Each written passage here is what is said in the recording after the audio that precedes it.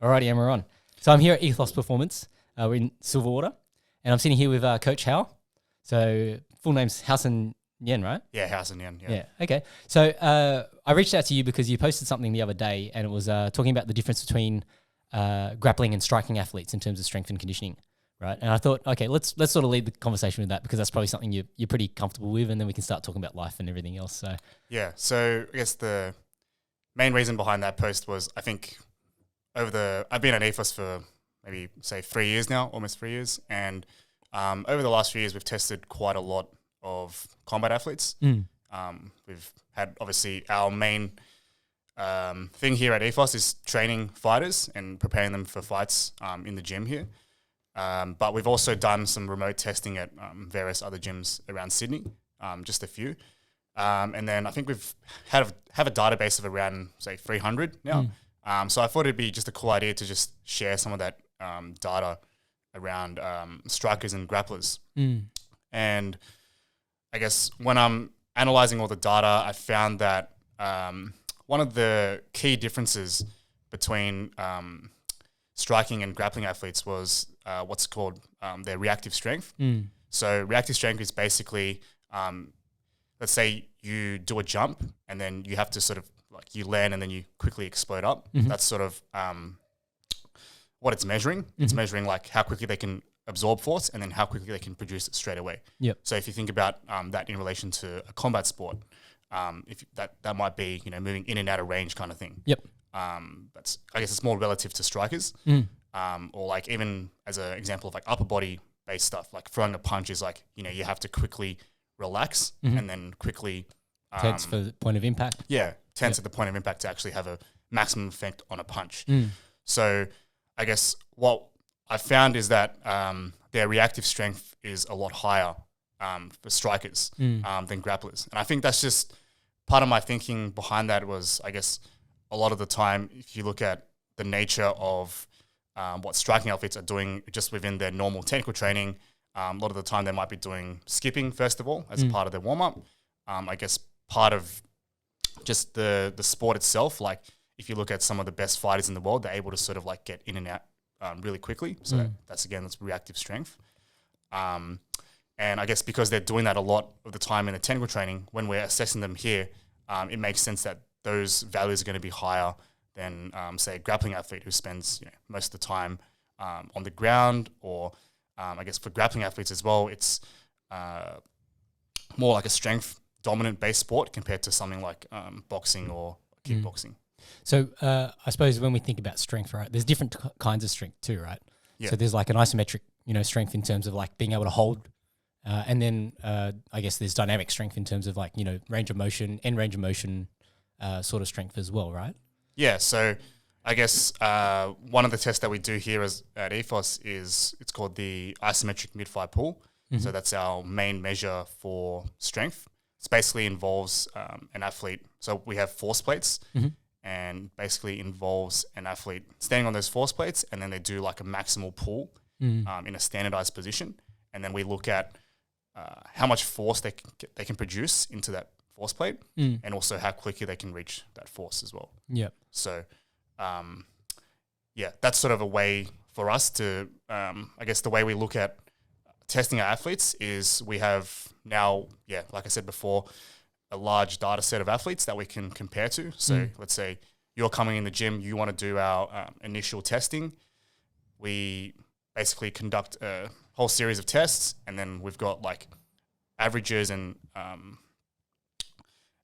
best values for, say, if you're doing MMA, we have averages and best values for MMA, and then we can compare you using a T-score, which is basically like a FIFA rating for us. So it's looking at how far away from the average you are. So let's say your T-score is like 70. That means you're like 2 standard deviations away from the average. So that means you're quite elite in that particular measure that we're looking at. Let's say you're on the other end of the spectrum. You got like a 40 as a T-score. That means that you're 1 standard deviation away from the average. So that if that comes up on our report, then that might be something we look to target in programming. So when you measure that T-score, is it for that one specific exercise, or is that like the combined average of the the different tests that you do? So the great thing about the force plates is there's a whole bunch of variables that you can look at.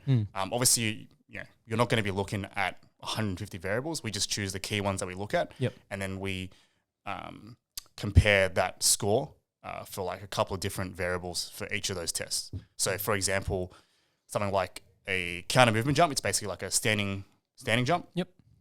We just look at how high the person can jump and then how quickly they can do it. And we also look at the ratio between those two. So obviously, if you are able to jump really quickly and you're able to jump really high, then that we can assume that you're pretty powerful as an athlete. And then, so when it comes to programming and things like that, so let's take that particular example of the standing jump. If an athlete can jump high, but it's slow, so I guess how would you tailor the program just depending on what sort of feedback you're getting from their scores? Yeah, so I guess one way to potentially tailor that would be to address that with exercises that involve more like overspeed based exercises. So things like a band assisted jump, where if you think about you're attaching a band on a rig, on a chin-up bar, and then you get the athlete to pull the band down, that's going to sort of bungee them up. So that's going to help them to jump and train that ability to be able to jump a little bit quicker, so that when they can, when they perform the test the next time, they might improve in that value, which might translate to better performance in their training and the competition. Yeah. Okay. I think, and also I think on that point as well, it's like for us, I think testing is just a way to look at how we can prepare them inside the gym. It's not really like a translatable measure to say punching power or kicking power, things like that. It's just at the end of the day, it's just a test. It's testing whatever that particular movement is.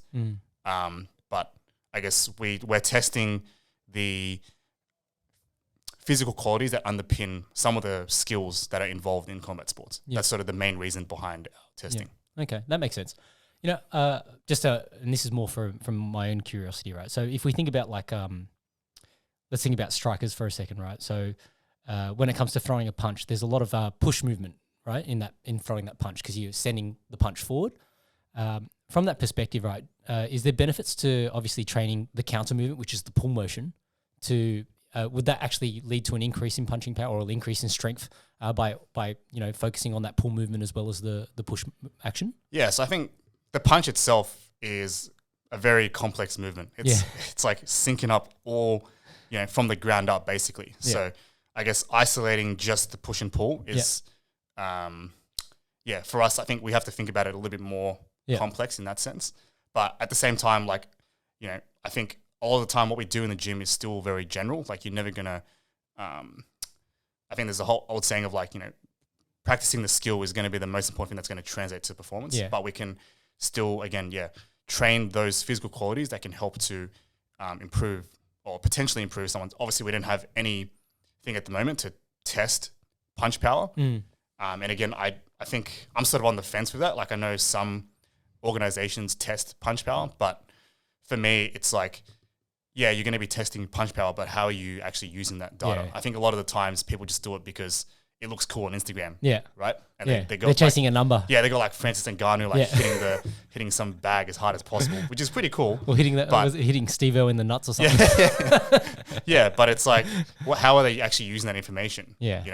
So I guess some important things that we sort of include in our programs at Ethos, especially for striking-based athletes, would firstly be like push and pull sort of movements. And again, I think because if you look at the way a boxer positions themselves in the shoulders, they're going to be in that sort of rounded shoulder position. So I guess you could make an argument that there's reason to actually train some more of the posterior muscles. The pull. Pull the shoulder more the pull. More for like an injury resilience sort of component in the program. But you also need to train their lower body power as well, because there's good research to show that I think this was a study done maybe in the 70s or 80s. They looked at the relationship between lower body power and punching power. They found that, and this was comparing amateur to elite boxers, and they found that the elite boxers were able to generate more power with their legs. And they hypothesized that was a potential reason why they could throw a harder punch, because they're able to synchronize the forces from the ground, from their legs, and then translate that into the end target, which is their hand. Yeah, absolutely. That 100% makes sense, because it's the like Newtonian physics, right? Like every action has an equal and opposite reaction. So the more force that you can drive into the ground would lead to more force that you could exert out. Exactly. Right? Yes. And then you also need to look at things like rotational power as well. That's a big component that's found in most of our programs at our gym. So using things like medicine ball training, you can use like cable machines as rotational movements. I think that's pretty important as well. Yep. And also, like I said before, I guess one of the main differences between programming for a striker versus a grappler is you might have to put a little bit more emphasis on plyometrics for strikers, just due to that reactive strength component. Yeah, that's quite an important thing for strikers. Yeah, compared to grapplers, where that program might involve, you're still going to have plyometrics, but they're not going to be like those quick plyometric based movements. They're going to be more jumps, so they're not as reactive. Like I guess the main difference between plyometric and a jump is like a jump is not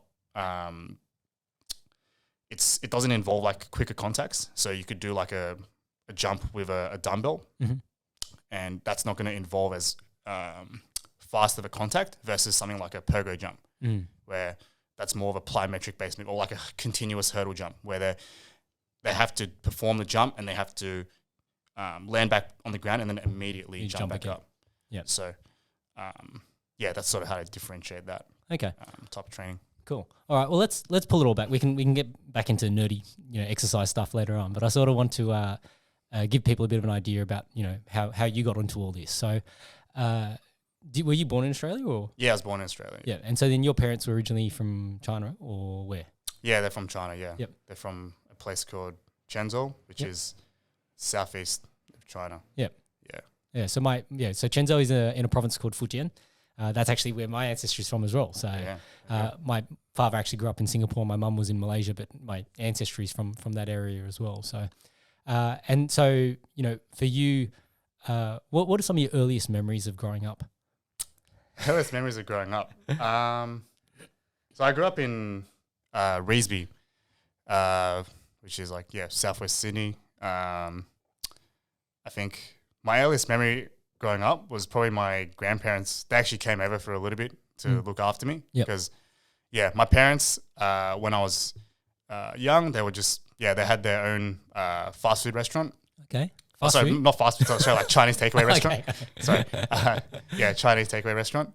And then, they were working like pretty much from 9 to 7, 9 a.m. to 7 p.m. So I guess, the only times I really see them was like at night. And I think my mum makes like great food as well. So like dinners were always really good. Yeah. So I remember that quite fondly. Do you have any siblings? Yeah, I got a sister. Just a younger sister, Younger sister. And she's doing pretty well as well. She's actually doing animation. Animation? Yeah. Wow, So, okay.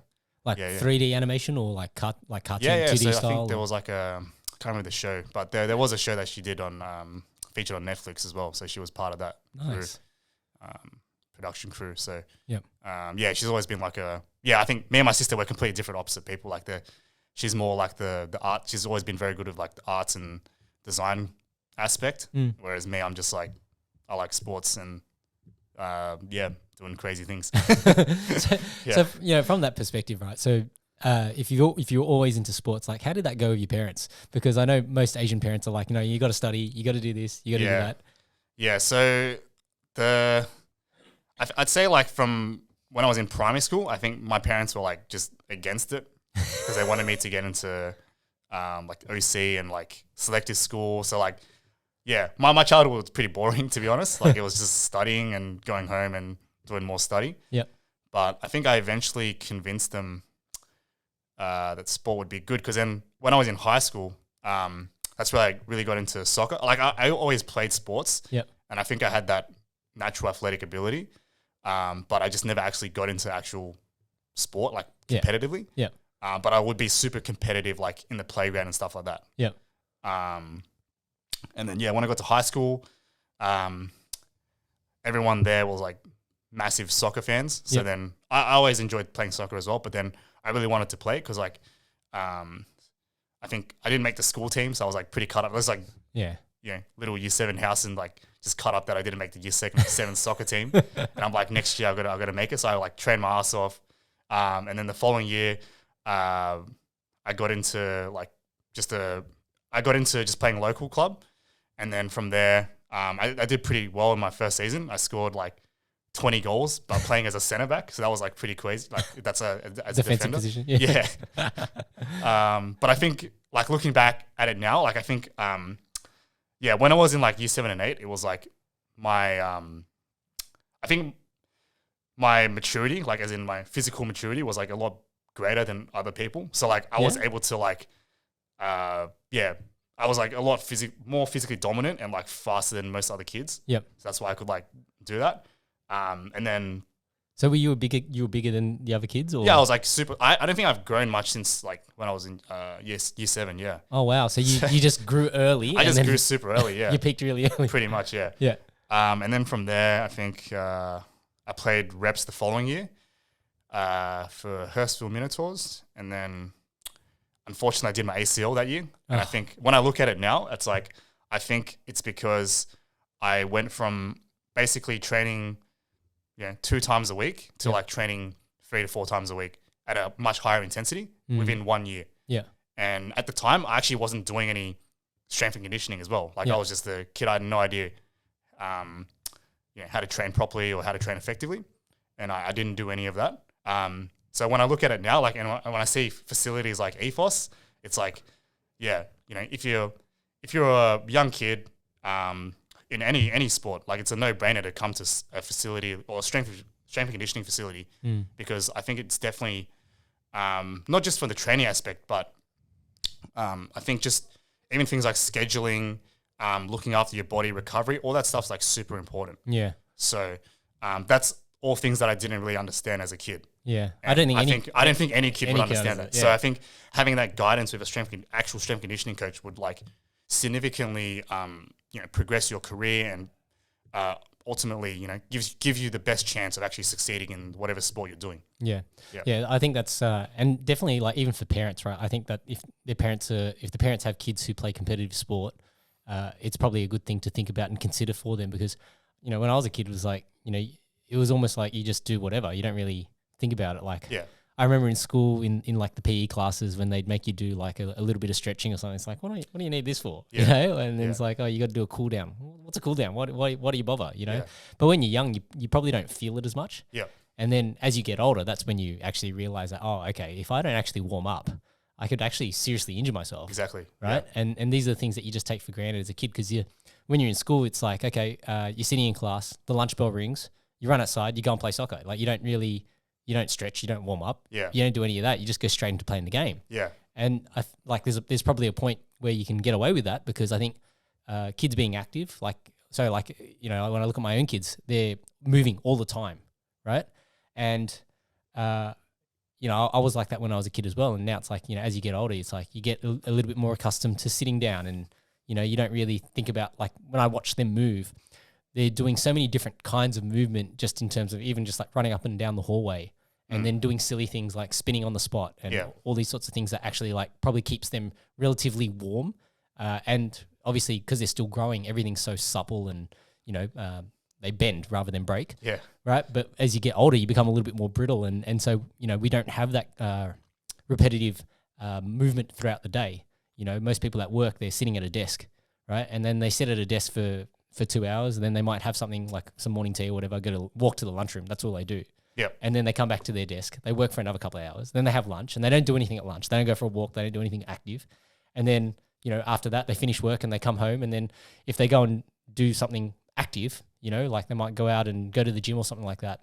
Or, if they just go straight into trying to do something that's strenuous, they probably injure themselves, right? I think... Kelly Starrett, the guy that wrote Supple Method and those kinds of books. Like he's got a book called Desk Bound, and he talks about how like, people, when your body will adjust to whatever you like give it, right? So if the feedback that you're giving it is that, hey, you need to be able to sit for 8 hours a day because that's your job and you sit for 8 hours a day, your body gets better at sitting for 8 hours a day. But then, when you go to stand and run and do all those sorts of things, its mechanics are geared towards, okay, we're going to shorten up, the psoas muscles. We're going to have laxity in our glutes because, that's how you sit. And then you go to actually use those things and it's like, oh, okay, you're making me do something that I'm not accustomed to, right? Yeah. So I think humans are great at like adapting just in general. Like it's how we're like, I think multiple books mention this, but it's like, basically how we've evolved as a species. It's like just our ability to adapt is incredible. Yeah. So I think, just like even things like in the gym, I think one of the main barriers is like a lot of guys are like fearful of like injuring themselves in the gym. I think the gym is like actually quite a safe space if done appropriately. Yeah. So obviously you're doing like, you've never lifted in your life. You're doing like 200 kilo lift. Like that's probably not going to be the best thing to do. But if you build to that over time, there's actually, you're able to adapt to that particular load. So I think, I think this day and age, there's a lot of like sort of fearful promotion of like certain exercises or things like that on Instagram. And I think it drives a lot of people away from actually, getting into the gym and doing exercise. Yeah. But that's definitely like a very big conversation. Yeah. Yeah. Well, when it comes to exercise, I think it's really about building disciplines, right? Yeah. Because, as we get older, we generally forget about, maintaining our health because, it's happened to me before where it's like, and I'm relatively fit, like I still train all the time, but I can see like, so as an example, when I was in the automotive industry, we'd go away on like these trips and then sometimes it'll be like, okay, they're going to organize a cricket match, like a beach cricket match or a beach soccer match or something like that. And people would be getting injured because like, these are dudes that aren't really active who are suddenly, going and exerting themselves. And then, realizing that, hey, you're not the same as when you were young because your stimulus is different. You're spending all day at your desk. You're not really spending all day being active. So then you're going and forcing yourself to do these things. Like, I think it's a pretty high risk of injury, especially for, when people try and get back into like, say, even like social indoor soccer or something like that after not playing sport, after high school and they've left it for 10 years and then they can't try and go back into sport and then they'll do an Achilles or they do their ACL or these sorts of things just because, you still think like, I think dumb, like we're, especially males, we're stupid, we just go, oh, yeah, I used to be able to do that as a kid. I can do that now. Yeah. And then you try and do the same thing. And you go, oh shit, that doesn't feel the same. Exactly. Yeah. I think, actually just on that, I think, one of the most, one of the biggest lessons I've learned just recently is, I myself have come back from a torn pec because like someone armbarred me in training and tore my pec off. And I think I was just reflecting on it over the last few weeks. I think a lot of the times when I was younger, I think rehabbing was like I wanted to rush back, get back to training, get back to sport as soon as possible. Yep. But I think the way I approached this injury was I feel like it's been a lot better because I feel like for myself, I've been more patient with like actually returning back to training. I really like had to deal with some initial issues with like infection of the wound as well. That was quite annoying, and then that set me back a few weeks. But then after that, I was able to do some strength training, so it was a lot better for my not only for my mental health, but like just obviously getting some load back into the shoulder because like it was basically immobilized for like 6 to 8 weeks in the sling. So that was and also working here as well with a sling for almost 2 months. That's challenging, right? Yeah, that was pretty challenging. And then from there it gradually got better. But then I think there was periods of time where I felt like it wasn't going to ever feel the same. I don't think it ever will be the same. But I think especially over the last few weeks, like it's actually felt like a lot better. Not sure what I did, but it just magically, I don't know. I think a lot of the times with rehab, it just happens like that. Like you get athletes who come in and they're doing rehab. And then just one day there's like this light bulb thing where like, it's actually starting to come together. Yeah. And I think now I'm like going back to rolling, a little bit less aware of it. Like when I first went back, I was like, man, like It's I like get in caught your in mind. some, yeah, it's just constantly in my mind. Whereas Yeah. now I'm just like, I still think about it. Like if people get me in certain positions, Yeah. like I'm tapping super early now. And then, yeah, even like punching as well, like felt super weird first time I went back, just hitting a bag. Yep. But again, now like I can actually throw like a powerful shot. So feeling good with that. But I think the main thing is just, the patience of like myself, like even though I could have maybe returned back earlier, I feel like I really delayed it quite a bit. And I think for a lot of people who are actually returning back to training, unless you're an elite athlete who like, you're, I guess one of the reasons why elite athletes need to sort of rush back to sport is because they get paid for it. So that's their job. Like they have to get back as soon as possible. Otherwise there's no food on the table. So, but I think for the majority of people, we're not getting paid to do, jiu-jitsu. So, just taking your time with it is super important. I think a lot of guys at most combat gyms that I've been to, they you're rolling with guys who are like, I've had rolled with guys who have no ACLs. They've done it like a month before, and they come back and they just want to roll. Yeah. So it's like at the end of the day, like you only have one body given to you, so you got to look after it. And I think that's something that I've definitely learned over the years for sure. Yeah, absolutely. Yeah, it's one of those things, especially like, for anyone that gets injured, a lot of times, it plays on your mental state negatively. Like I always obviously get very cut up if I get injured, but at the same time, if you look at it from the flip side, it is an opportunity to then work on other aspects, whether it's the mental aspect of your game or doing strength and conditioning on the other parts that you're probably neglecting. The reality is majority of injuries, when they're when you don't expect them, they happen because you probably haven't been doing as much in terms of preventative maintenance. Yep. And then it's just that you think that your body's just going to hold up, and then suddenly something gives way, right? And I when I think back on most of my major injuries, usually there's been a couple of warning signs. Like it might be like something like your ankle goes, right? So you sprain your ankle, and then you keep training, and it's like, I just tweaked my knee a little. Yeah. And then that's the second warning. And then the third one would be like, okay, you've done your MCL, or you've done something, or you've done your hip, And so your body's actually like, it will give you these signs, almost like, when you get sick, your body's obviously a little bit run down, right? And those are opportunities to then actually take a bit of a breather. But I know like there's a real mentality which is like, don't be a bitch. Yeah. Right? Like you're like, I should be able to, it's just whether it's just a sniffle or, I'm feeling a little bit under weather, but maybe you're just being soft, right? And so you approach it with this mentality, but then, by repeatedly going back and putting that stress on your body, you don't actually get the time to recover and actually get back to full strength as soon as you can. Like sometimes actually taking that 4 days off is both better for your mental state because you actually want to get back in the gym. You're so hungry for it that you're ready to go. But then you also got to balance it from the perspective of, okay, I'm returning after injury. I don't need to go 100% today. Let's start at 50 and, let's see how we go after this week and then sort of work it up from that perspective. Yeah. So let's go back to high school for a second because I'm a bit curious about, what your teachers sort of thought of you. Yeah. I think for me, like I've always been quite an introverted person. Yeah. So, yeah, I was like that quiet Asian kid in school. Yeah. And I guess. What was the demographic of your school like? Was it majority Asians or? Well, I went to Kolgamarist. Yeah. And that area is like just all, European guys, like Greeks, Italians. All the WOG boys. Yeah, all the WOG guys, yeah. Yeah, so I was, a lot of some Arabs. It was a pretty multicultural school, to be honest. Yeah. Actually, yeah, my best mates are like, one guy's Indian, one guy's Palestinian, one guy's Lebanese. So like it's pretty unique group of friends. But yeah, that was pretty much the main demographic of the school. Yeah, it was an all boys school as well. Yeah. So, and I was there from year 7 to 12. Yeah. So then, being a bit more of an introverted kid, did you find that, teachers didn't really pay attention to you then, or that you sort of flew under the radar a bit?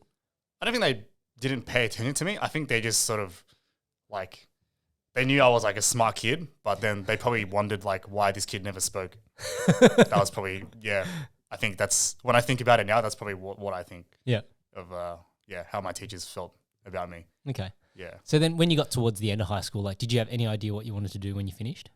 Yeah, to be honest, I think I was always wanting to get into this kind of industry. Okay. So when I was, when I did my ACL, I was in year 9, and then that guy who rehabbed my knee, he was a exercise physiologist. So I actually got like pretty early exposure to, what like rehab looks like. Yep. And I was like, yeah, this is pretty cool. I think I want to do this when I graduate high school. So that was pretty much just on my mind the whole time. And then also trying to work in sport. I think that was probably like towards the late stages of high school. I was like, I'm probably not going to make it as a professional athlete, and just getting injured too much. I don't think I'll be able to do it.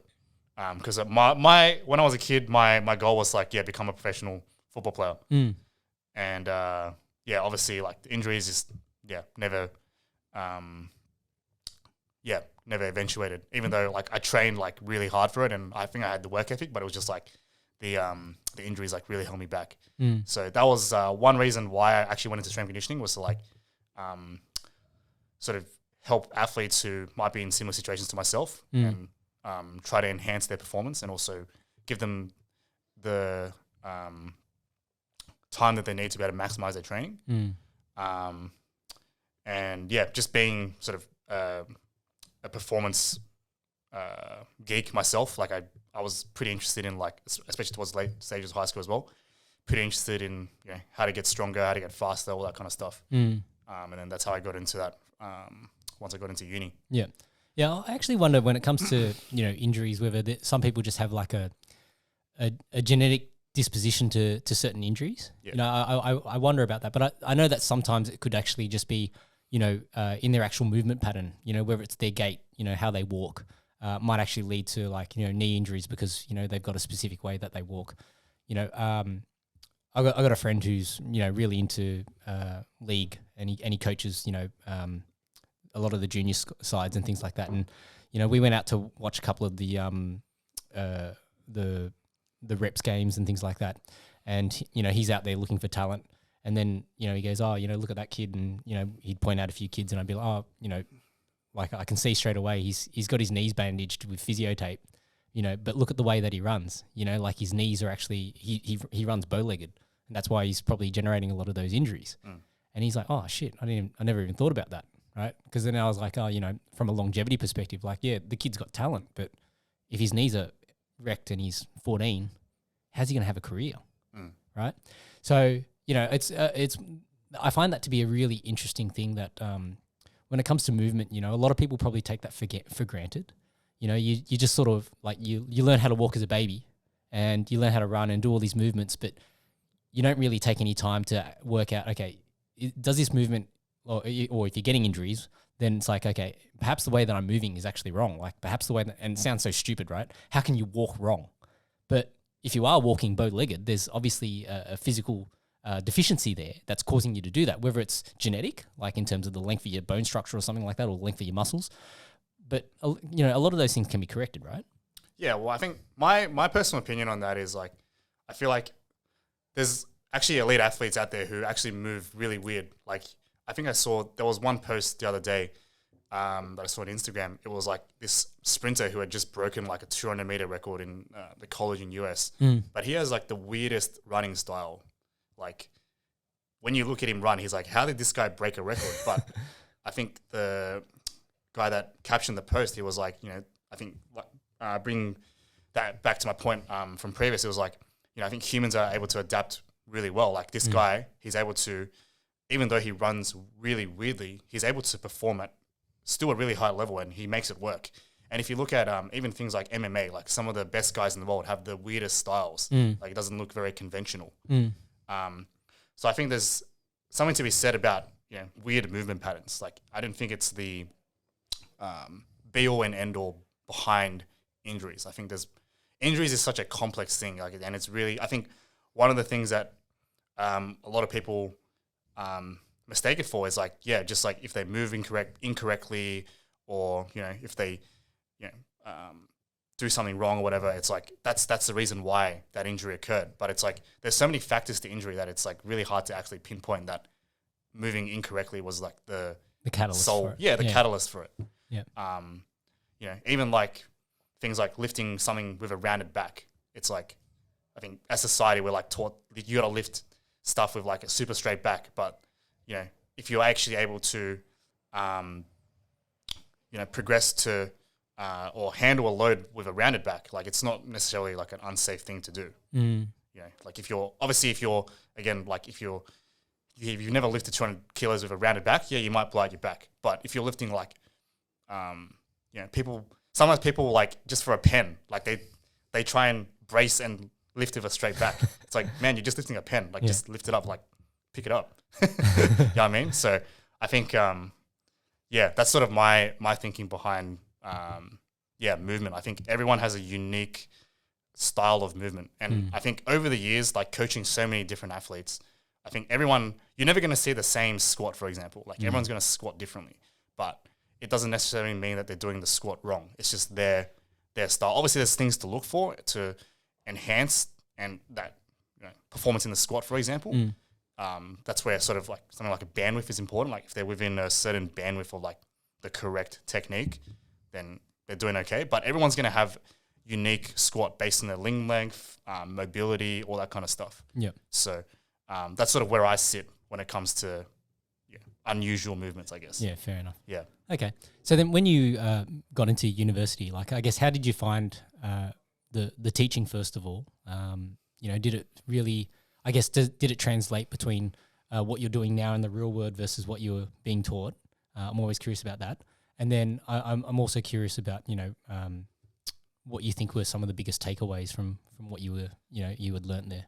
Yeah, I think with university, and if there's any students out there listening to this podcast, I think like especially in this industry, like the strength conditioning industry or health industry, it's basically something that you need to do to actually get the qualification. Yeah. And that might be the case with a lot of other professions, but personally, from what I found, it's like, yeah, you're going to lectures, you're doing all the tutorials, passing exams, whatever. But at the end of the day, I think the best way to actually be good at or be good in this industry is actually just getting hands-on practice.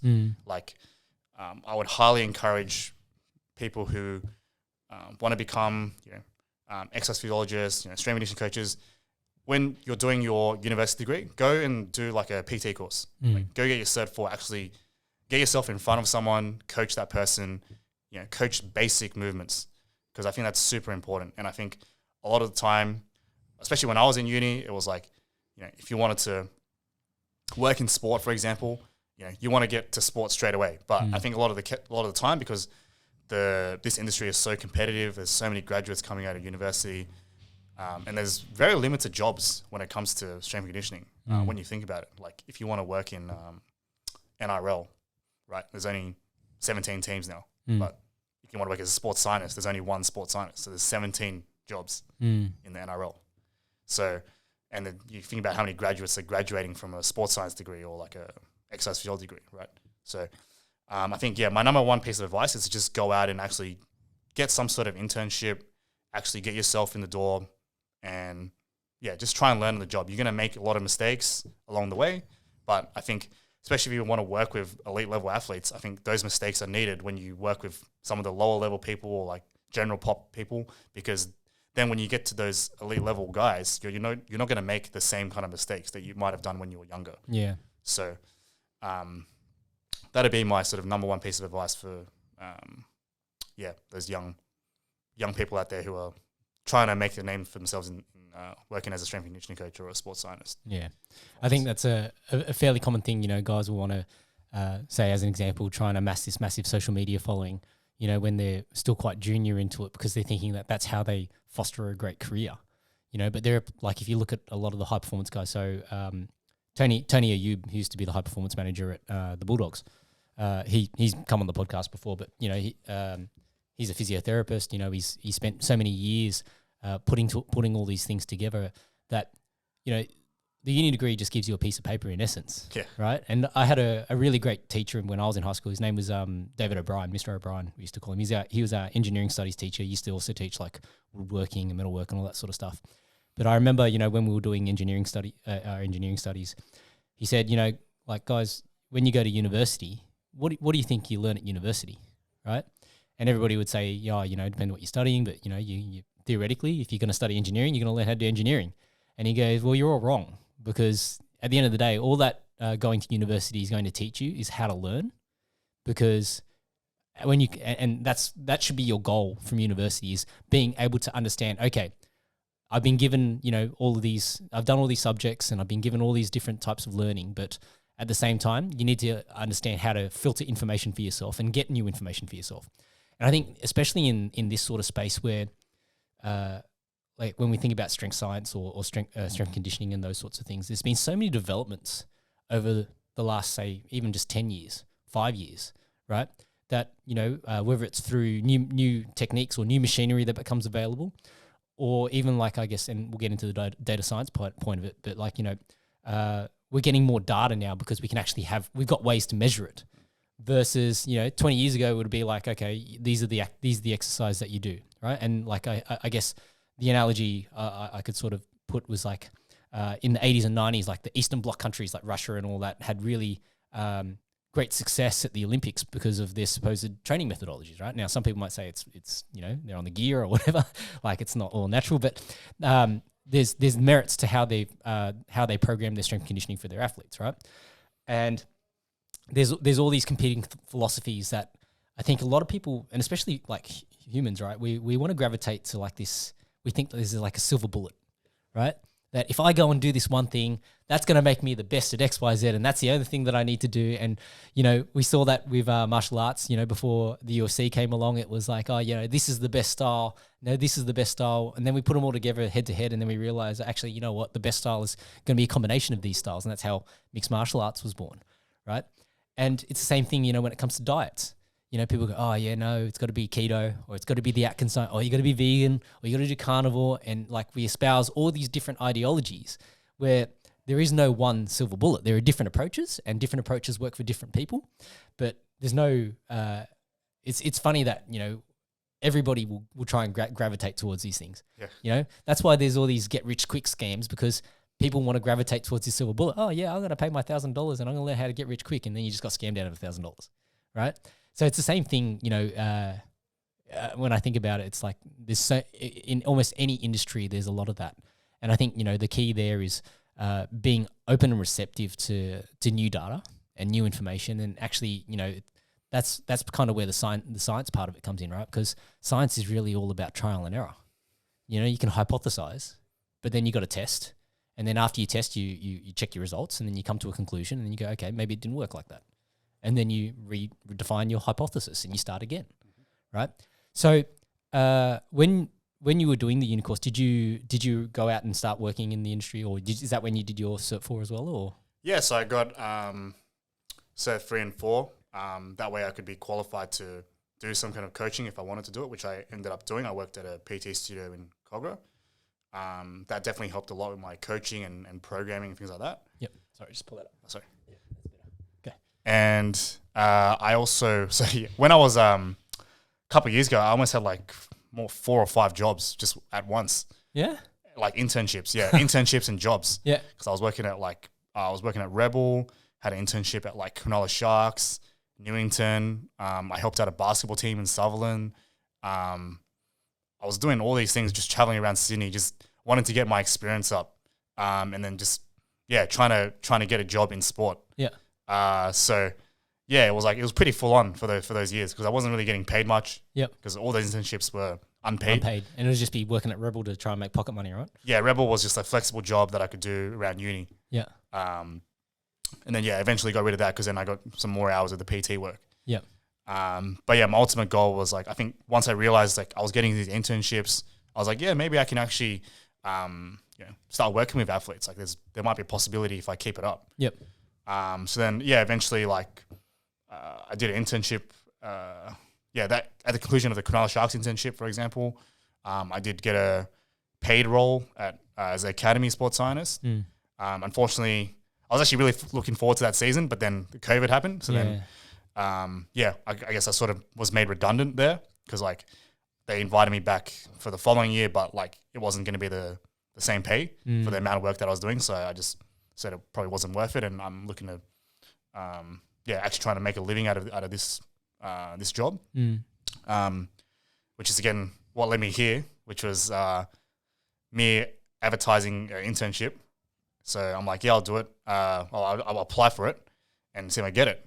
Because I know that the only things that I knew about Mir at the time was like he was working with a lot of fighters, or he was like the main guy for like strength conditioning for fighters. And I'm like, oh yeah, this sounds pretty interesting. I think because I've always been involved with team sports, and I always felt like strength conditioning and physically preparing fighters would be like super interesting. So I just put my name in the hat, and then eventually, Mir got me on board as an intern. Did the whole internship, and then I told Mir that I had a background of like sports science, and and at the time, coincidentally, he was looking for a guy who was like interested in doing like sports science at this facility. So that's sort of how I got my job here and my current role now. Yep. Okay. So let's go back a couple of steps, right? So I want to go back to when you were doing all these different internships and working at Rebel and things like that, because, each of those opportunities would obviously have taught you something, right? So I guess, if we sort of cycle through them, so working at Rebel, what was that experience like? And then, was there any learnings that you took away from, Yeah, I think for sure. Like I mentioned before, I was a really quiet kid in high school. So like talking to people like scared the shit out of me. Like it still does to this day. But I guess because at Rebel, you have to interact with just randoms. Yeah. And like that taught me a lot in terms of just how to communicate with someone face to face. And then I guess it became just second nature. Yeah. Like just having to talk to people on a regular basis. Yep. What other jobs are there? I guess with internship at Cronulla, it was like, that was probably one of the, like when I was working there, like eventually I got to a point where the sports scientist got me to do a lot of things just by myself. So just so that people can sort of understand, so what does the sports scientist do? And then if you can sort of elaborate in terms of what are the things that you were doing. Yeah, I think sports science in itself is a very broad like topic because it actually encompasses a lot, like encompasses everything. Like encompasses like not just strength and conditioning.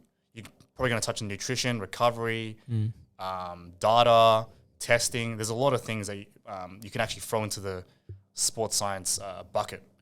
And I think just again reflecting on it over the last few weeks, we're actually starting up an internship here soon for sports science. So it's maybe reflecting some of my practices and what it actually means to be a sports scientist.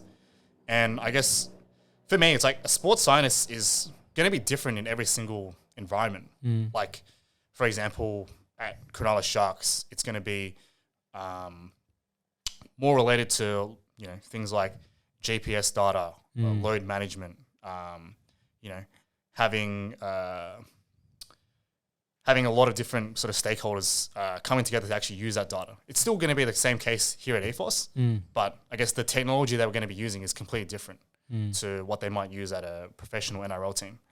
And one of the things that I think is important to consider as well is like, not everything that you do at one particular sports science job is going to carry over to another one. Yeah.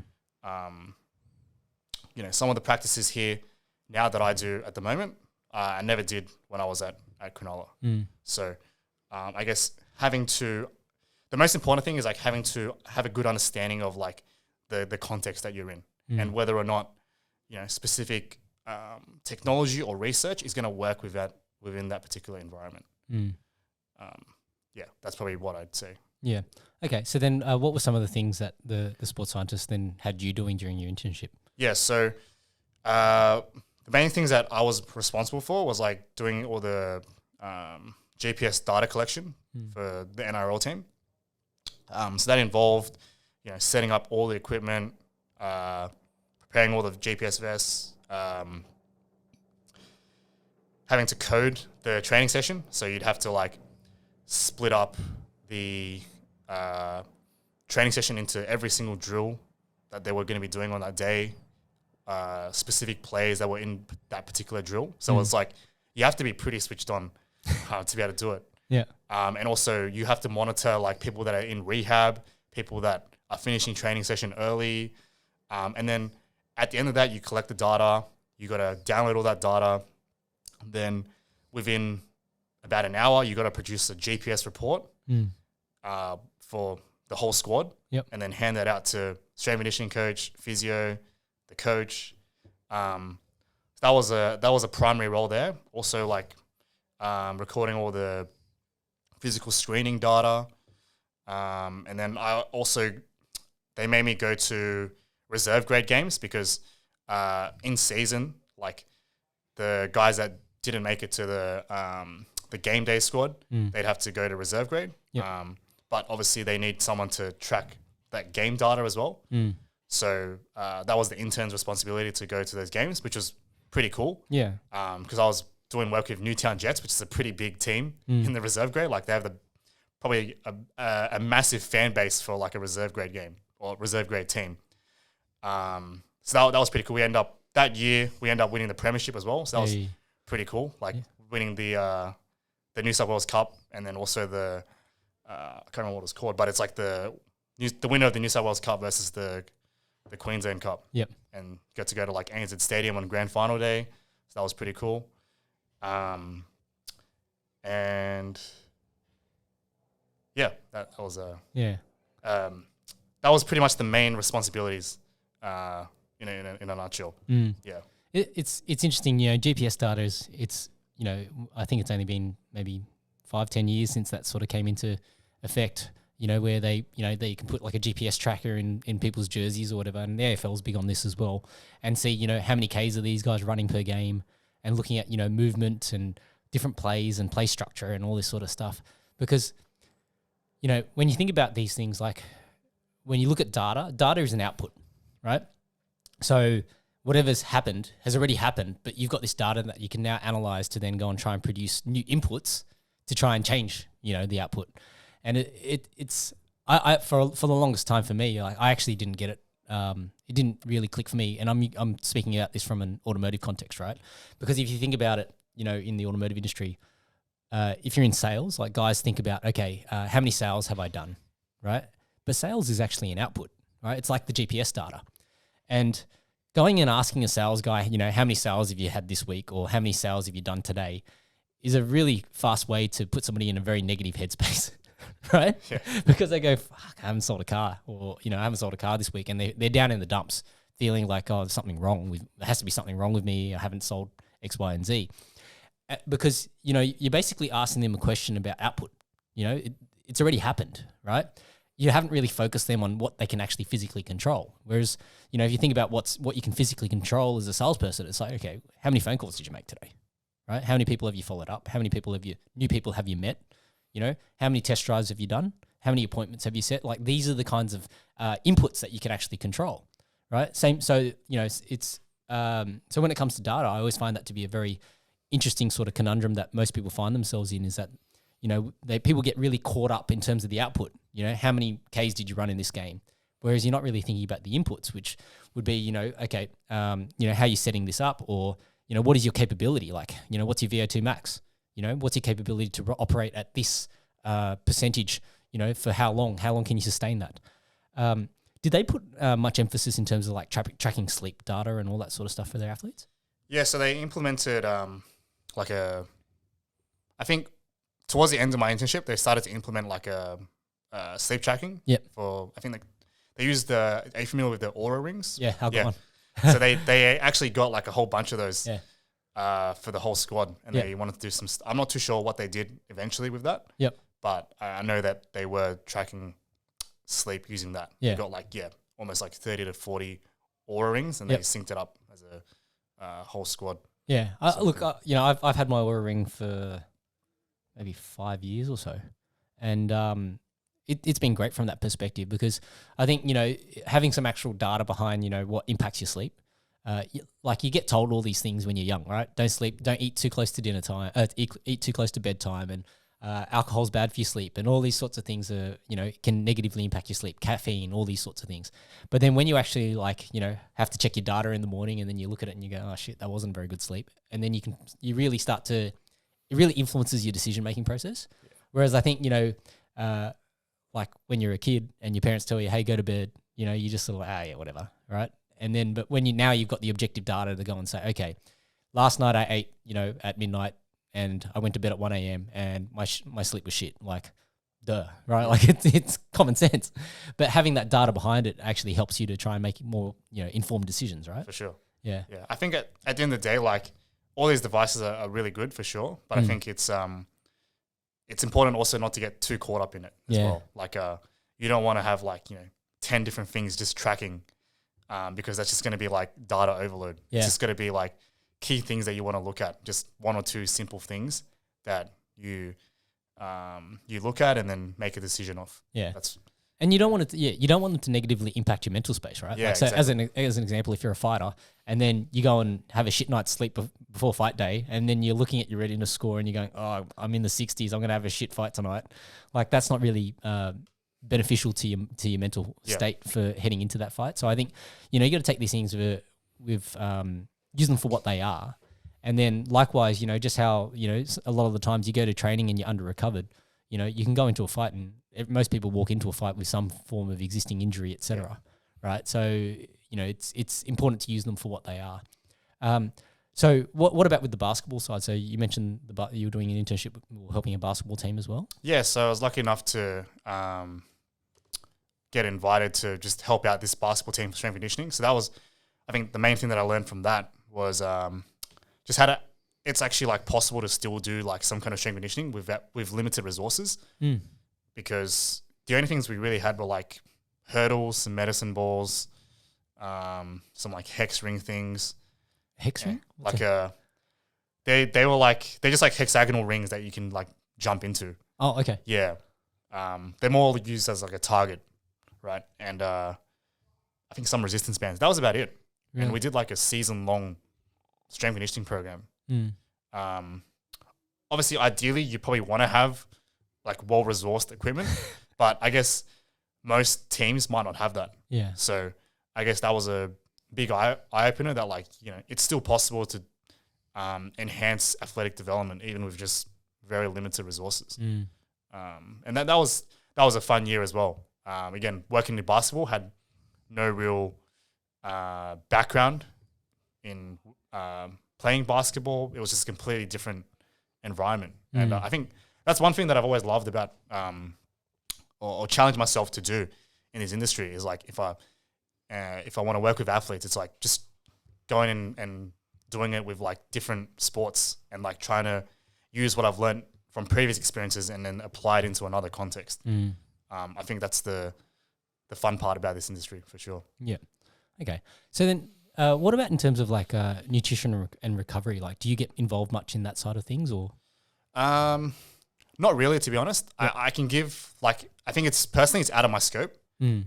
And I like, especially for a fighter, I think I would not be able to, give a fighter a meal plan and let them follow it exactly. So that's where I refer to dietitians. Yep.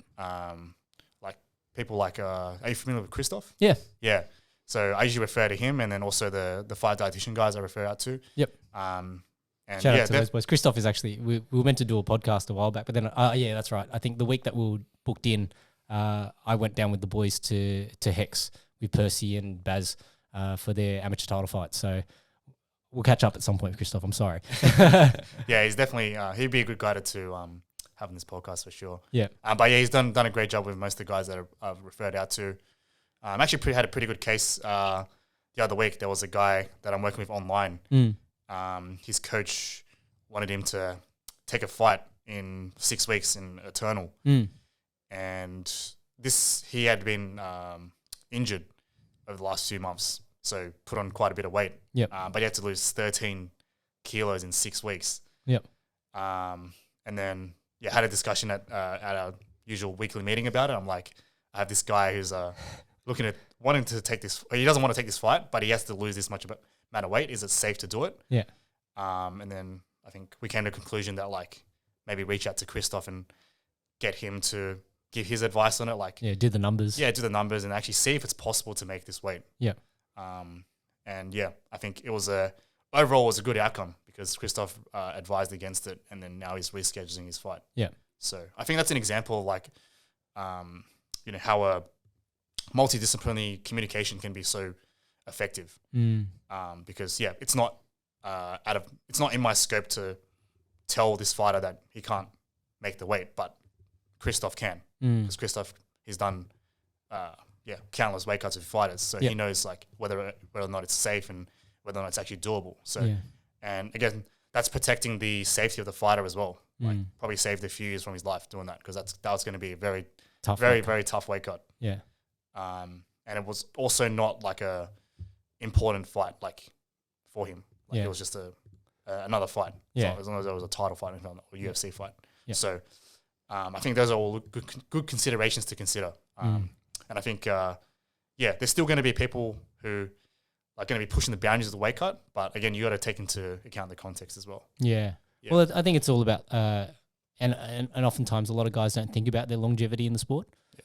Especially like I got some younger teammates, who are between the ages of 19 and early 20s, and it's like, guys, what are you in such a rush for? Yeah. Right.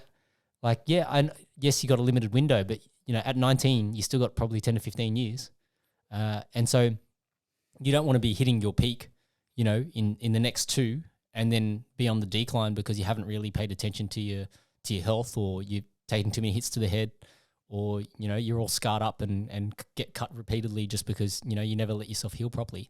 Like, these are all considerations when it comes to that, and also I think it's about I'm a big believer in consistency over intensity, right? So rather than having that one session where you go 120% and you go, oh yeah, that was a kick-ass session and I've set new PBs on X, Y, and Z, and then be so wrecked for the next 3 days that you can't get back in the gym and actually, whether it's doing your skill-based stuff or your body's just toast. Yeah. Right. And I think that's one of the hardest things for most athletes when it comes to trying to balance their programming. Like so as an example, if you're a combat sports athlete, most of these guys would probably be training, between 5 and 7 days a week. And sometimes, depending on what style of sport, they might be doing 2 a days where it's like, just striking in the morning, grappling in the evening, or wrestling or whatever.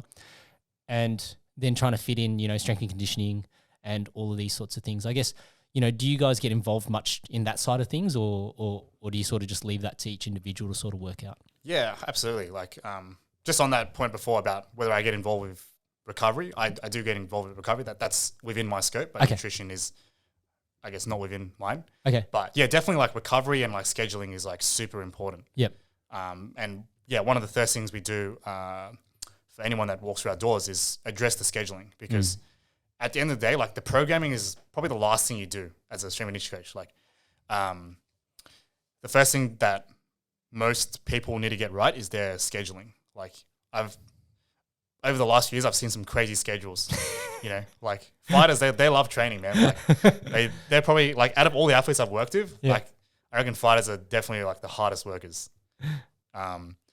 So I think a lot of the time it's going to be like pulling them back a little bit, like still allowing them to, I guess the way I always think about it is still allowing them to maximize their technical training. That's the thing that's going to be the most important, because at the end of the day, that's the thing that's going to transfer most to them winning a fight. And then secondary to that would be, how they can fit strength and conditioning into their weekly schedule. So, and again, that's going to be completely different for every athlete. Like, you got some guys who might not train as much technically, so they probably can do a little bit more in the gym here.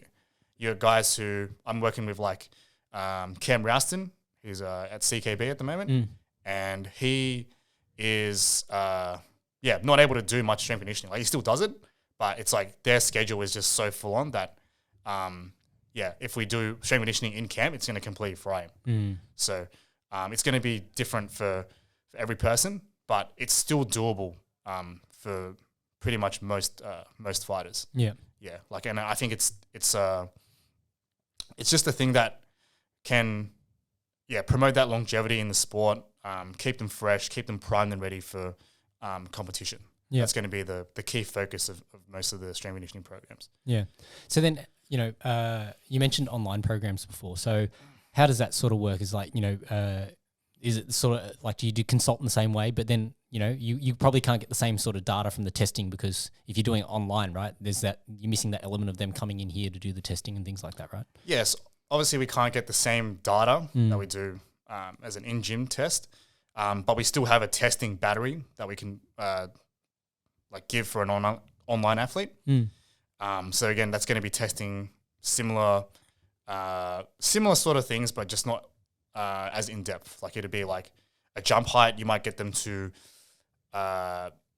draw a mark on a wall and then try and jump up as high as they can, and then draw another mark on the wall. That gives you like a jump height, for example.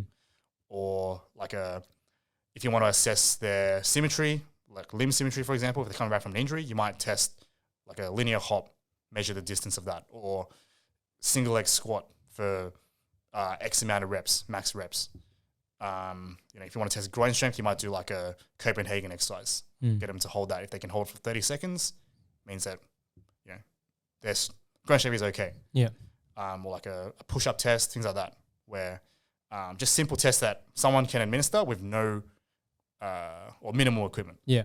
Yeah. And then in terms of how the online programming works, it's basically we use an app called Team Builder. So everything's done. It's a great app because it allows you to build a database of exercises. You can upload a video to that specific exercise, and then you build a program based on whatever library of exercises you've got. And then from there, the program, once we have a discussion about the schedule with that online athlete, so that usually involves like a phone call. Once you've got that, we can make the optimal program that's based on their schedule and training, and also the phase of competition that they're in as well. Yeah. In terms of how the coaching works, it'll just be, usually I get my guys to send me videos on WhatsApp, and then I can review the session after their training. Obviously, it's not going to be the same as coming into the gym here where I can view their session live, but it gives me an idea as to whether or not they're being consistent with the program, and also how they're doing it. So like the following week, if I give them feedback, they can work on that for make that adjustment. Yeah, make that adjustment. Yeah. So that's pretty much how the online programming works. Okay. And then also, they're able to use me as a resource for like any question they have about their training. Some of the guys as well, like some of the more consistent guys that I've been working with for a while, they update me on how they're feeling on certain days. So I have a amateur boxer who's working with me for almost 2 years now, since COVID actually, just joined up with me online. Yep. And then he's one of those guys where like he's really good at updating me on like how he's feeling, and that way it gives me a good idea as to what adjustments I need to make for the week. Because some guys they might need to have weekly adjustments in their program, just due to the training they're doing. Whereas some other guys who might be just starting out, I think those are the guys that might do things like a 4-week program type of block. Yeah. But then I guess some of your more advanced guys, they probably require a little bit more weekly to fortnightly based programming, because a lot of the time, like I think there's countless amount of time. Like we used to not actually have Team Builder. We used to have programs printed on paper, right? So it was still a good system. Like it was all built on Excel and stuff, but like a lot of the time, it's like whatever you program, it's never actually going to be carried out like that way. Yeah. Like there's going to be so much changes based on how the athlete presents in the gym. They might pick up an injury. Your whole program, your whole planning is out the door. So that's where like this sort of weekly / fortnightly sort of periodization can be quite useful. Yeah. Because then it accounts for that. Yeah. I think it's important to look at the big picture as well, like have a set theme, say for a number of weeks, but you're still going to be working within that sort of microcycle of weekly / fortnightly based programming, to account for all those changes and things that can happen in life and training as a fighter. Yeah. Yeah. Yeah, it's funny, so for me, like I started with a more traditional style of martial arts where your strength and conditioning was sort of inbuilt in your session, like so you'd have a fairly structured warm up. You do a lot of like, plyometric exercises, so push-ups, squats, and, obviously technical kicking punches, all that sort of stuff. Whereas, I think nowadays it's like when you go to do like say a jiu-jitsu class, bar the the fundamentals class where you might be doing like some shrimping and some rolls and things like that, you typically just go straight into technique, positional rolls, and then live rolling. So it's interesting, when you watch most guys that come, like say even like we talk about hobbyists, right? When they come into the gym, they'll train and then like they'll rely on obviously doing whatever we do in the warm up aspect or the technical aspect as their warm up. They do their rolls and then you get changed or you go have a shower and you go home. You don't really do anything else to sort of cool down, work on flexibility, all that sort of stuff. Whereas, I guess from that traditional aspect, like most traditional styles would have that sort of structure built into it. And I think why that's interesting is because what we can get out of doing, specialized programs. So like if we do, if you come to Ethos and do a specialized program, is that you can go further in depth in terms of what you're actually getting in and out of it. And you can have very tailored outcomes. But it's interesting because, you have to, I guess, because the information is there now, you can obviously go to external places rather than just say you go to your skills-based, which is where you do your skills-based training, but then you need to have your strength and conditioning in place to go and add to that or cater to that element that you otherwise probably don't really get nowadays in, I guess, the more modern style of martial arts. I guess two questions. The first one is just about flexibility. I'm curious about how you guys approach flexibility and I guess the importance in terms of that for injury management or injury prevention. Like, what are your thoughts on flexibility? Yeah, my thoughts on flexibility are that I think it's definitely important. Like if you look at something like jiu-jitsu, for example, like you get into some crazy positions and undoubtedly you need to have the mobility to be able to get into those positions. Yep. How we approach that here would be, identifying which joints actually are required within those sports. And then you can sort of dose that within a warm-up. So, for example, a jiu-jitsu athlete probably going to need some decent like hip mobility, like external rotation. Like if you think about putting someone in a triangle, you need to have like decent external rotation mobility for that. Thoracic mobility, shoulder mobility, all those things are super important for someone like a jiu-jitsu athlete. So yeah, definitely something that you can do. Like there's countless exercises that you can do to help improve that. And then that's just something that you can do on a weekly basis. It doesn't have to be a crazy an hour-long mobility session, but it might be something that would be useful to put into a program at the start of their session, like a warm-up. Warm-ups should only take less than 10 minutes. Like should be just be a quick warm-up, get straight into your lift, and then that's it. Go home, go recover, and then do whatever else you need to do at night for your technical training. So I guess, that's sort of the way I would approach it when it comes to like flexibility / mobility training. In terms of whether or not it can contribute to injury, again, maybe. Again, there's going to be a lot of factors there when it comes to injury. I believe like this is when I was at uni, and I think it's still current to this date. But I don't think there's any sort of evidence that flexibility is actually related to injury risk. Okay. There's no like association. But I think, if you're like stiffer than usual, I think that's probably like a warning sign that, maybe an injury might be impending. Yep. And I think that's where you need to be aware as an athlete that, if something's feeling unusual, I think that's probably the first sign that like maybe you need to back off a little bit. If it's sort of like something that you've always dealt with, then might not be as you might not have to be as aware because it's simply how your body's built. Like some people just aren't flexible, and you could do countless, like you could do an endless amount of mobility drills, but at the end of the day, that's just how they're built. Yeah, So, but then and you got the polar opposite, of like people who are just super hypermobile. Yeah. And then, that's pretty much Sure. Okay. And then, so what about in terms of approach to recovery? So I guess, how do you guys sort of approach that from a scheduling perspective, or also from like, I guess, modalities? What sort of modalities do you guys like? Yeah. So with recovery, I think the first thing again is looking at load management and scheduling.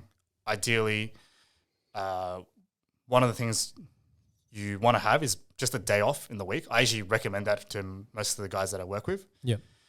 That's just because I think, a lot of the time as well, like, fighters are just caught up in their training and then they forget that there's actually a life outside of fighting as well.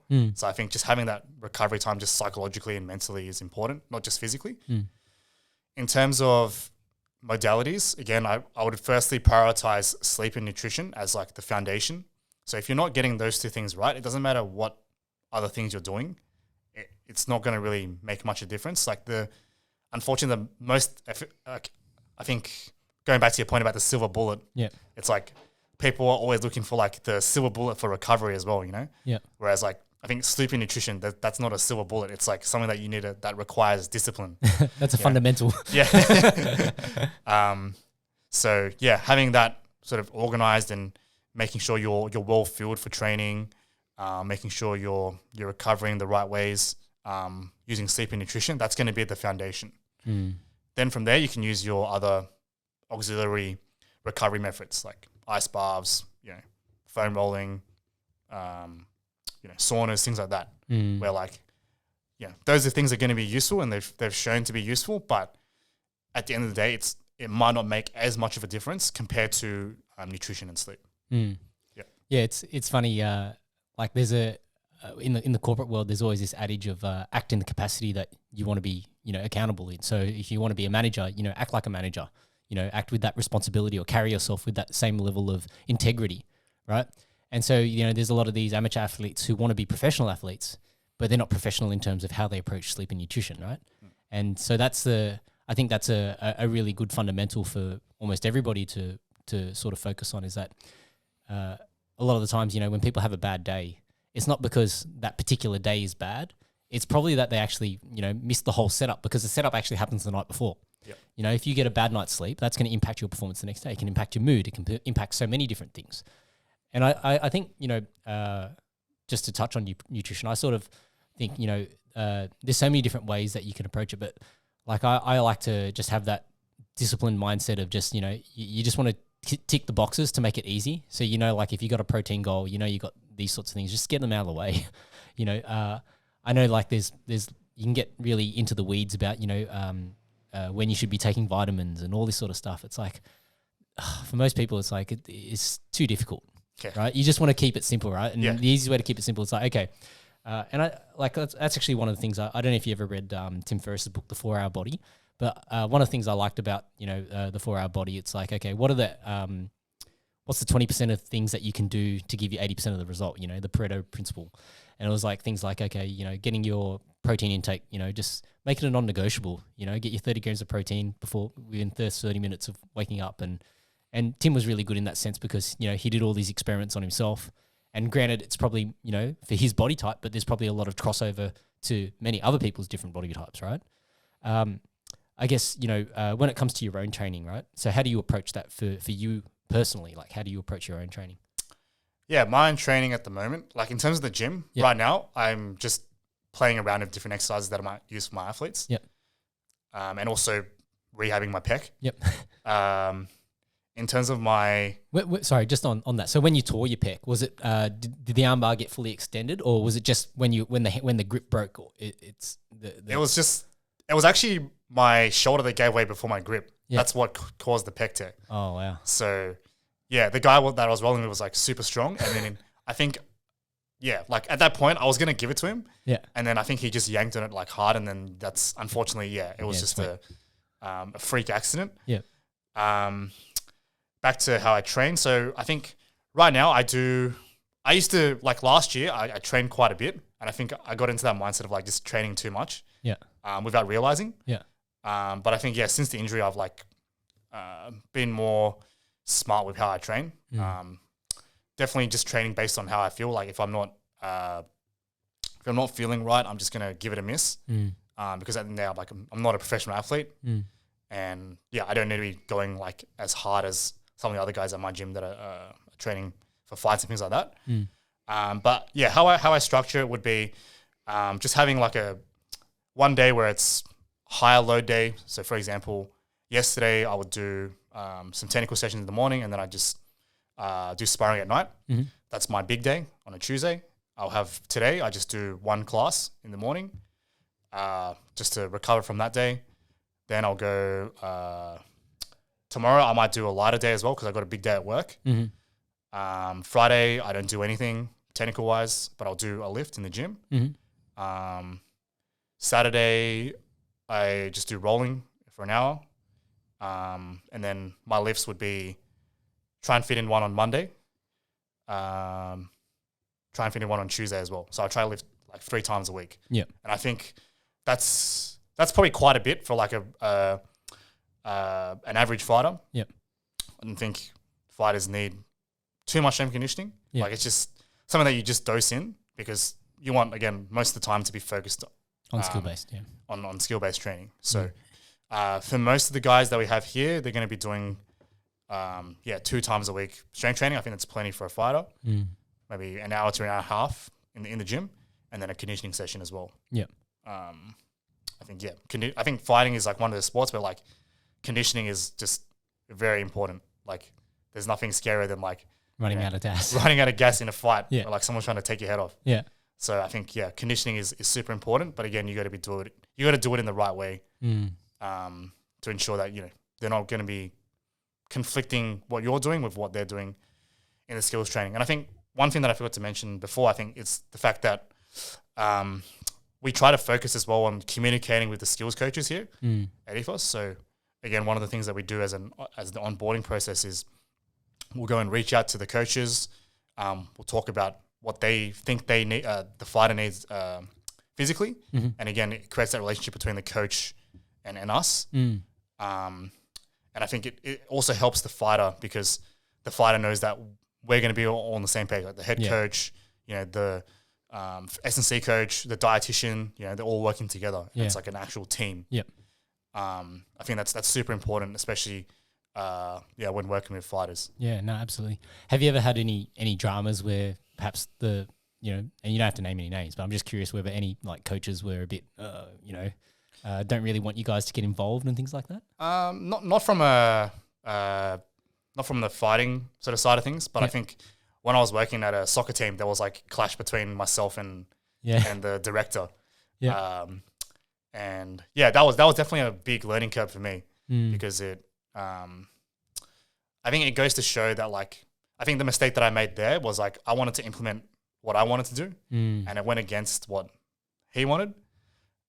Whereas like looking back at it now, I think I think the skills coach is always going to be the head guy. You have to work around what they want. So I think looking back at it now, I probably would have approached it in a different way where like I might have implemented what he wanted a little bit more as a way to build that buy-in and trust in me. Yeah. And then that way, if I wanted to do some of my own stuff, he would go like, oh, okay, this is okay, like because he trusts in what I'm doing. Yeah. Because he might see the results. Yeah. Whereas like I think, and I think that's sort of carried through to now where like, I haven't had any situation. I try to get on the right side of the coach. Yeah, the right side of the coach. Yeah. Because I know that's gonna benefit the athlete over the long run. Yeah. Yeah, that's so there's a bit of a crossover there between that and I guess management in general, right? So I have this sort of ideology where it's like when people, like let's say you're a great employee, right? And so as a result of being a great employee, the owners or the boss decide, okay, you're a great employee, we're going to make you a manager. And when you become a manager, it's almost like becoming a parent. Nobody gives you the handbook to go and say, this is how you be a good parent or this is how you go and be a good manager. Eventually, as part of the learning curve, most managers will then go and do their own research and try and work out how do they become a better manager. But when most people get into that sort of capacity, they're usually driven by 3 different emotions, or like it could be a combination of the 3, but it's either fear, ego, or control. And so fear would be like, okay, I've just gotten this position. I'm going to keep everybody else stupid so I can maintain my capacity here, right? So you don't really invest in your people. The second one, ego, it's like, I got this role because it's all about me and I'm me, and I'm so good and this is why I got it and it's all about me and I'm going to prove a point because this is who I am. And the control aspect is the guy who's like, the micromanager, he's telling everybody, and people say, he's let the power go to his head, so to speak, right? And they sound like very negative things from a management perspective that, most people are driven by these emotions, but they can actually be turned into something positive, right? All it is just about your framing, right? That, if you're the ego guy, and I can speak to this because that was me when I first became a manager. It was like, it's because I'm so good and I want to prove a point that I'm so good and it's me. And the way that you can sort of flip that to turn it into a positive is that, okay, now that I'm a manager, I need to realize that for me to be good, I need my people to be good. And by investing in my people, that's actually going to give me a better result because I'm amplifying what I can capably do as one person to now have 5 capable guys to then elevate my status, right?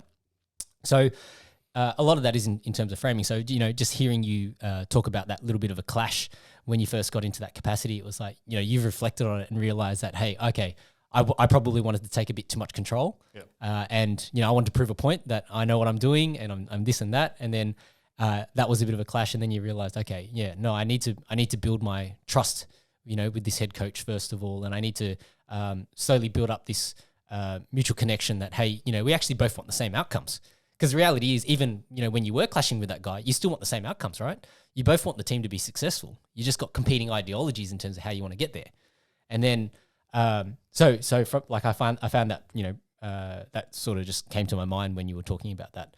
And I think, that collaborative approach is so important because there's so much noise, right? And especially like in terms of social media, right? Like you can listen to so many different perspectives that you can either get to this point where you're so paralyzed by all of the data that you just don't do anything, right? Yeah. Or you try everything and nothing seems to work because you actually haven't just shown any resilience to just stick with one particular plan, right?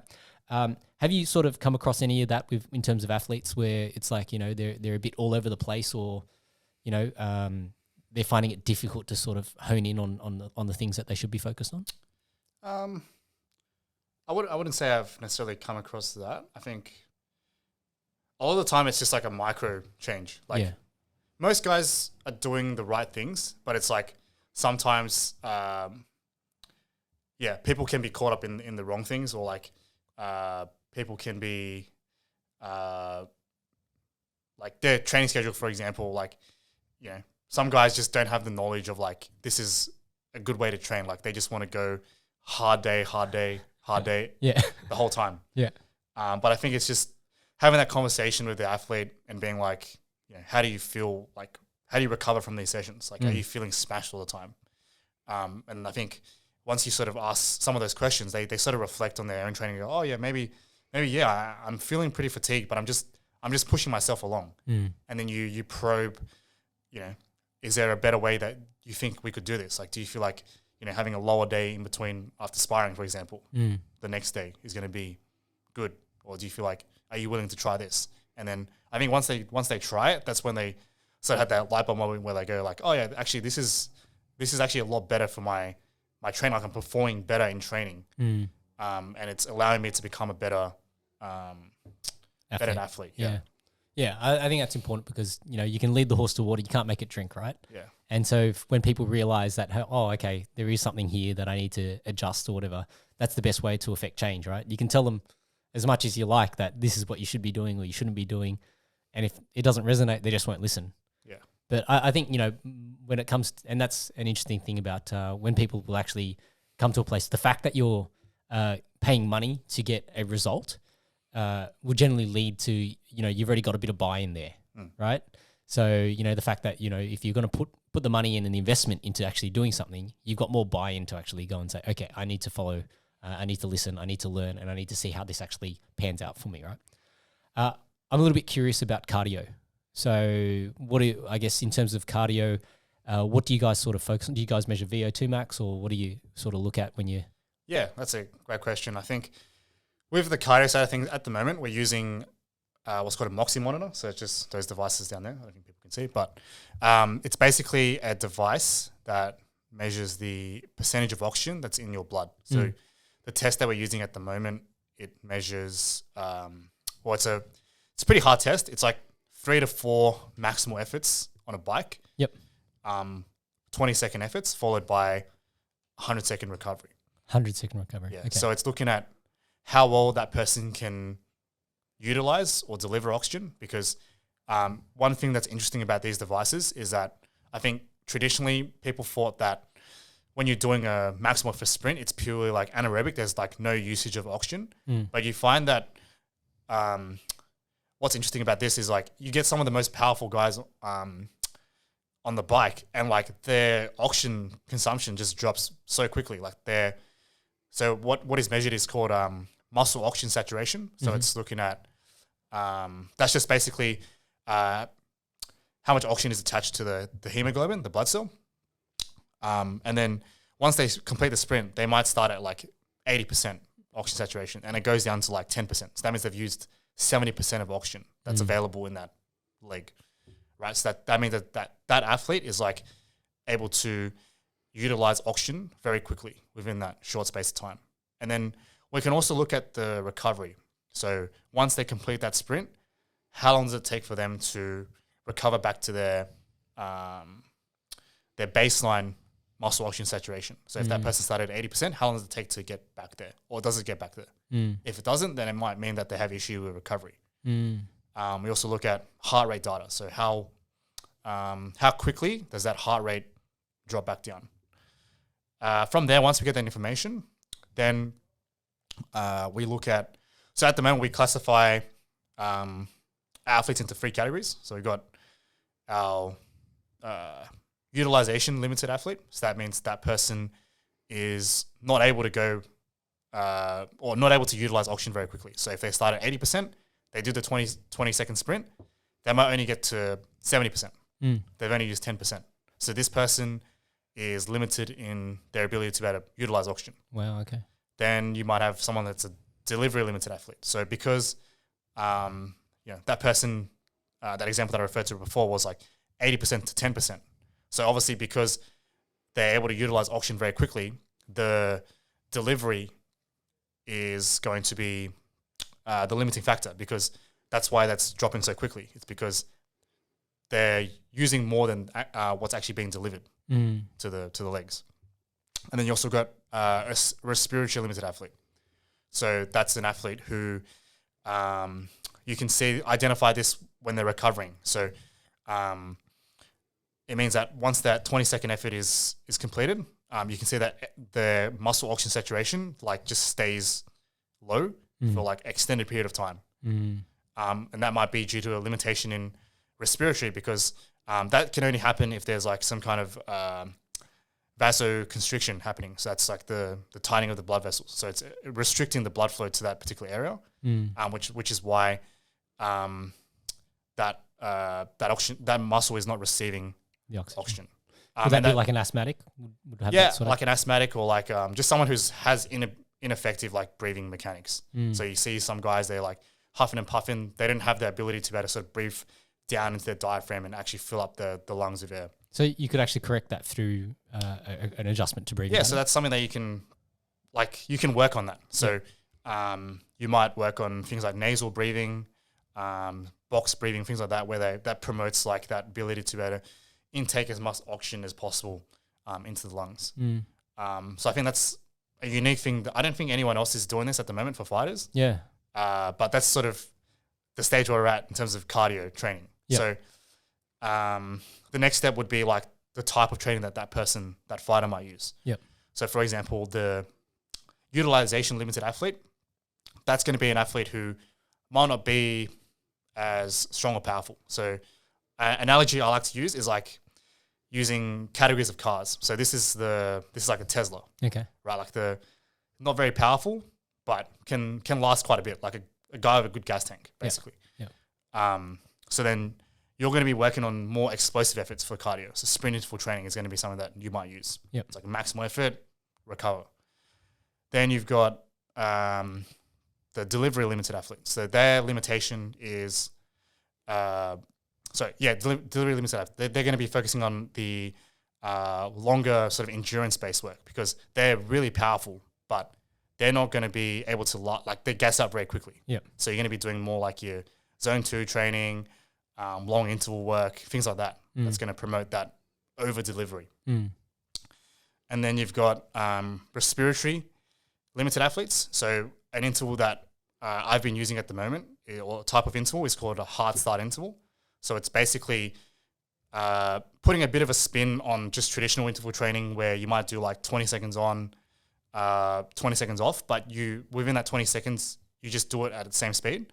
Whereas a hard start interval involves like a harder effort at the start. So you're sprinting. Go really hard for the first like say 10 like seconds. 10, 15 seconds, and then taper off the rest of the interval. Yeah. So the idea behind that is you're getting them to work harder than they need to at the start. Yep. And then by the time they finish that interval, they're still going to be recovering from that hard start. Yep.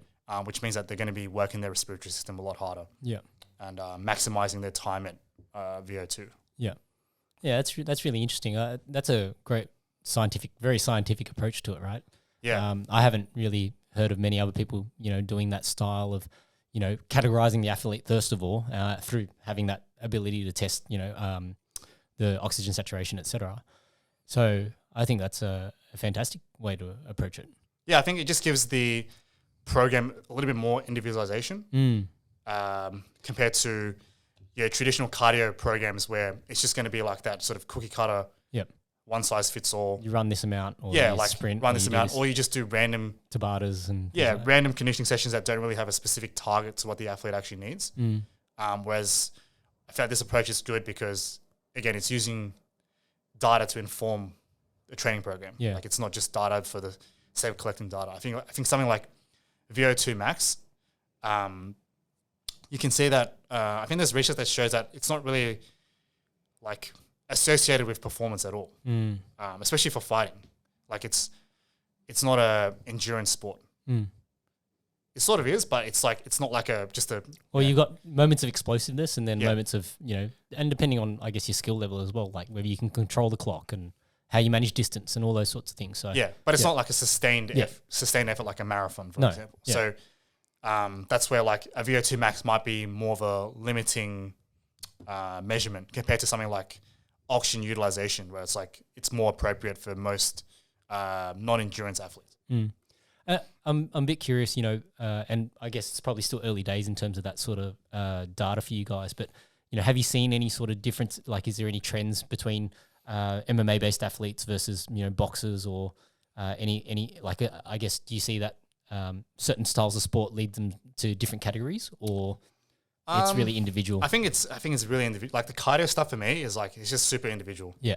Like, I'm sure you've seen you got guys who are just able to last entire fights and then they're able to reproduce efforts very quickly, whereas you got guys who just they do one effort but they're just completely gassed. Yep. So I think just having the understanding of the fact that everyone is probably going to have ideally like an individualized conditioning program. Yep. That's probably the best way to look at it. Yeah. And this is where something like this technology is super useful. Even from a game planning perspective, right? Like if you're an athlete and that you're the type that you might be what was the third category? Respiratory limited, respiratory limited athlete, then that's going to play into your game plan. That okay, hang on a second. Like unless I can do some things to mitigate my ability to or improve my ability to intake air and through breathing, etc. That okay, if I'm going to explode, it's going to be a hard time to recover, right? So that plays into your game plan in terms of how you approach the pacing of the fight. Whereas if you're a guy that knows that okay, you've got the gas tank to go for the 3 or 5 rounds and maintain the same intensity, well, you're going to have a high work rate to sort of match that. Whereas if you're that other athlete who you don't use oxygen very well, then it's going to be a bit of a slow burn, right? Like it's it can actually impact the way that you approach the sport and how you sort of game plan for each fight. That in itself, I think, that's gold already. Yeah, for sure. I think that's definitely there's definitely a game planning sort of aspect to it, for sure. And I think a lot of the testing that we do here is primarily to just improve general physical performance. Yeah. At the end of the day, a lot of the things that we train, they're going to be those physical qualities that are going to underpin what they do in the sport. Yep. Yeah. All right. We've covered heaps. I don't know if there's any other specific points you wanted to bring up or any other stories that you wanted to share, but otherwise I think, you'll be kicking off again you'll have to train people pretty soon. So was there anything else that you want to talk about or mention? Not really. I think that was a pretty comprehensive podcast. Yeah. I guess, if you want to check out what we're doing, you can follow Ethos Performance. We post some good content around exercises, like content for fighters. And then my personal page is Coach _Hao as well. Yep.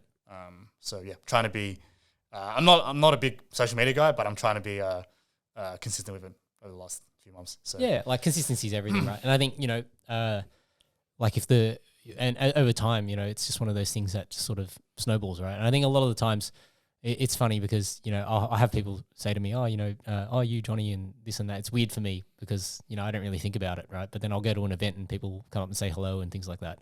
And like, I don't really have even that big of a social media presence, but it seems like people are still following and watching. And so thank you if you are following, watching, whatever. But hopefully you got something out of this, and obviously check out Ethos Performance and Coach Hao. So Coach _Hao, right? Yep. On Instagram. And thanks everyone. Hope you got something out of it. Cheers, Johnny. Thanks for having me on.